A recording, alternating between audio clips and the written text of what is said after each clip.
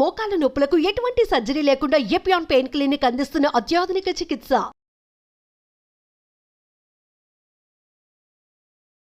But చాలా మంది there are so many vegetarians, వీళ్ళకి ప్రోటీన్ అంటే పనీరేనా, సోయానేనా? Rather than that every day మనము రకరకాల ఫ్రూట్స్, వెజిటబుల్స్ రకరకాలు తింటాం. సో దీంట్లో ఎక్కువగా ప్రోటీన్ ఎంత అండ్ పప్పులో ఉంటుందని మీరు చెప్పారు ఆల్రెడీ, బట్ ఎంత తినాలనే బ్యాలెన్స్ తెలియదు బేసిక్ గా. యానిమల్ బేస్డ్ ఫుడ్ లో అట్లాగా ప్రోటీన్ అనేది ఖచ్చితంగా తెలుస్తుంది, కానీ ప్లాంట్ బేస్డ్ ఫుడ్ లో మీరు పప్పులు తీసుకున్నా, రైస్ తీసుకున్నా, it's a mixture of carbohydrate, protein and fat. So మనం దేనికి దానికి అట్లా విడతీసి ఇప్పుడు నేను 10 grams పప్పు తింటే నాకు 10 grams ప్రోటీన్ వస్తుందని చెప్పలేం.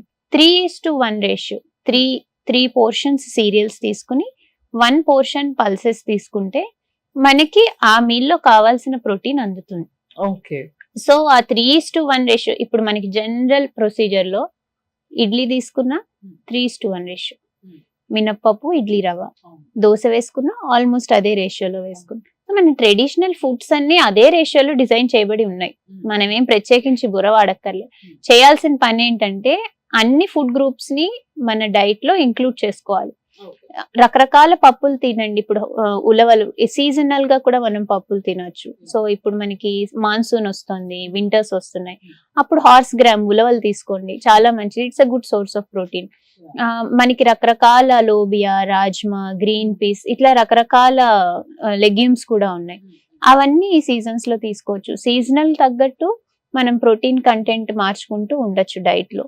చాలా మంది పప్పు అంటే కందిపప్పు అనుకుంటారు, కానీ అది మాత్రమే కాదు, there are so many other thing. And ఎర్రపప్పు కూడా చాలా మంచిది కదా. మసూర్ దాల్, యాక్చువల్ గా దాల్ చేసుకునేటప్పుడు 2-3 దాల్స్ కలిపి చేసుకుంటే ఎమినో యాసిడ్ ప్రొఫైల్ బాగుంటుంది. ఈ డ్రై ఐస్ వాడకం అనేది బాగా ఎక్కువ అయింది. రీసెంట్ గా ఒక బర్త్డేకి వెళ్ళినప్పుడు అక్కడ బిస్కెట్స్ ఇస్తున్నారు వాళ్ళు. ఆ పిల్లలందరూ వాడి చుట్టూ ఇట్లా జమ అయినరు. ఆయన అందరికి నోట్లో బిస్కెట్ వేస్తున్నాడు, నోట్ల నుంచి పొగొస్తుంది.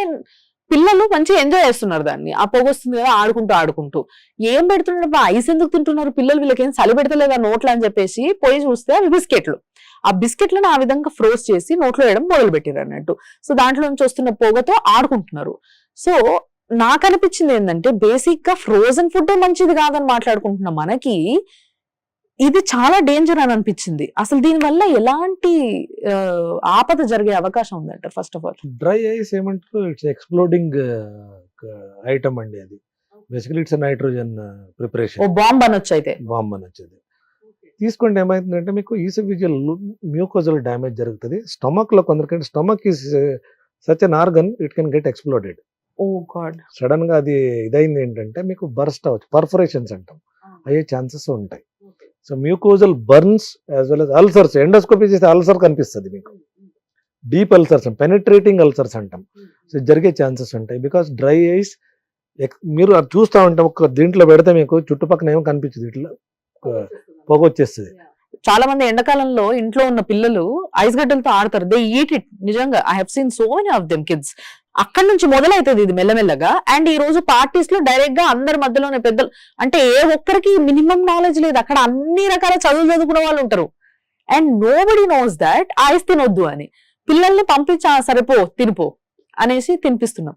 ఇలాంటి వ్యవస్థలో మనం ఉన్నాం. దీని నుంచి పిల్లల్ని కాపాడాల్సిన అవసరం మనకు చాలా ఉంది. కలర్డ్ ఫుడ్స్ అసలు పిల్లలకి అప్రోచ్ లో కూడా ఇవ్వకండి. మనం జనరల్ గా కలర్డ్ ఫుడ్స్ అంటే మీరు అన్నట్టు చాలా మంది ఐస్ క్రీమ్ ని చూస్తారు, pink colour, strawberry ice cream అంటాడు, కానీ వాడు నిజంగా స్ట్రాబెరీ లేరు ఎక్సెప్ట్ పింక్ కలర్.